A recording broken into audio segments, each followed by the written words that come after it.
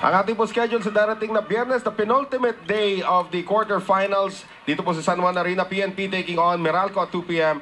Smart Maynilad naman kontra Army. Magandang laban yan. At maganda rin ang ating birthday girl, si Mia Kalim. Thanks, Noel. Well, kung nakikita nyo nga, itong Cagayan has a different first six, and that is because itong si Coach Ness wants some of his girls to take a rest and be 100% pagdating sa Army game nila. At syempre, tinutukoy niya dyan, itong si Angueta Baquero with an ankle and shoulder injury. Sabi nga ni Coach Ness, itong ang shoulder ni Angge, meron daw mga dead cells na nagkakos ng pain. Pero naman dun sa kanya ankles, may mga 3 bones daw na tumubo, kaya naman daw medyo masakit pa rin daw. Pero sabi niya, suma total daw nito. Gusto rin niya ipasok yung kanyang bench para daw buo ang loob nila pagdating sa semifinals. Balik sa inyo, Noel. At hindi pang karaniwan ang bench dito ni Coach Ness, sa Angueta Baquero. I don't know if she's gonna sit this game out. She is in uniform, nandiyan po sa bench.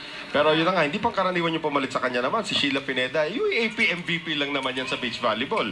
And kakagaling lang din naman sa championship yan, no? That's right. Kaya naman mataas din ang self-confidence yan pagdating man sa indoor-outdoor volleyball. Marciano, that was too near the net. Nakakabak naman doon si Soraya. So puntos yan para dito sa Cagayan Valley. 4 na lang po ang abante rito ng PNP. It was 7-1 earlier. 8-2 no technical timeout natin. Maiso serving. Mikasas the official ball of the Shakey's V-League. Here's Janine Marciano. Nakaabang si Sandra De Los Santos. Hindi na nabuhay ni Mitch Latuin. Good coverage sa sarili niyang palo naman. Mahirap yun, ha? Right. Kakalanding mo pala, ikaw na mismo cover din sa nablock mong palo. Ay, gano'n naman talagang klaseng atleta ito si Janine Marciano. But that lead is down to 3. Tumayo na si Coach Bob Malena. Tadeo on the reception, too near. Pero sabi ni Datuin, kaya ko yan. Eto ngayon si Sheila Pineda, napalakas. At ilalim na ilalim si Sheila Pineda that time. So hindi pa nagbabang si Bang. Bang! Kailangan talaga bang. Masarap yan dati na nasa Adamson sila eh. Pag si Pineda nakaspike, bang! Pag si Soriano nakaspike, pow! Di ba? Ayun pala narinig yun Ayun pala narinig yan. Molina, off the hands of Soraya. Eto na si Bang. Hinulog lang, bang! Maliit lang yun. Hoy! Walang bumantay doon kay Molina. She could not convert. Soraya ngayon, back row attack galing dito kay Tipachot. Soraya once again, this time going to Sheila Pineda once again. Nasa ilalim na naman si Sheila Pineda. Medyo rough start ang nangyayari kay Sheila Pineda. Bang ngayon, Noel. Nakawalan ng bang. Datuin serving. If it's Fun Family Pizza, it's gotta be Shakey's. Not a good reception there from Aiza Maizo. Adlib naman itong si Bang. They go to Molina. PNP does. De Los Santos. Ipamimigay ito ni Tipachot. No offense being generated so far para dito sa Rising Suns. Molina, this is the third ball. Dito ng 4 na punto. Sandra De Los Santos, former MVP with that wicked serve once again. Yan ang namimiss ko kay Sandra. Yung serve ni Sandra, that's actually the weakest part of her game, Sandra De Los Santos. Pero pag on yan, ang hirap i-receive. Mabilis. At pag matangkad ka kasi pababa yung bola mo sa service. Sandra's about 5'10". MVP of the NCAA. Sa pangalawang pagkapanalo ng Lady Altas ng NCAA Championship. Free ball given up there by Molina. Here's Soraya, quick set, Eulalio. Yan, pag on yan, mahirap ng pigilan. Hindi lang daw big, quick at running kaya ni Eulalio, Noel. Let's take a look at our slow motion replay brought to us by Rexona Anti-Perspirant Deodorant. It won't let you down, and the late attempt to block there coming from Datuin. So 10-8, dalawa na lang po hinahabol rito ng Cagayan Valley. Once again, Sandra, yan ang problema. Talagang high risk, high reward yung kanyang matalim na serve. Yan yung mga type ng server na 1 ace, 1 error. Yun na nga eh. Pero pag on naman yan, there was a spell dati, I remember a game last year nung nag-MVP siya, 6 na sunod na ace. Walang makakuha. Walang makakuha. Well, tignan natin si Marciano, matatalo niya yun. Remember kung may timeout, pero yung binilak talaga 6. Yung dating pinakamaraming nakita ko, si Reddy Maculangan, naka 5. Pero yung kanya 6 na sunod-sunod yun. Here's Soraya ngayon. Another back row attack. Still dug up by Dave. Sang Muang. And that is dug up there by Jonella. Pineda off the block. Dave. Concepcion had to push. Soraya ngayon. Quick set. Eulalio. Nandun na naman si Dave.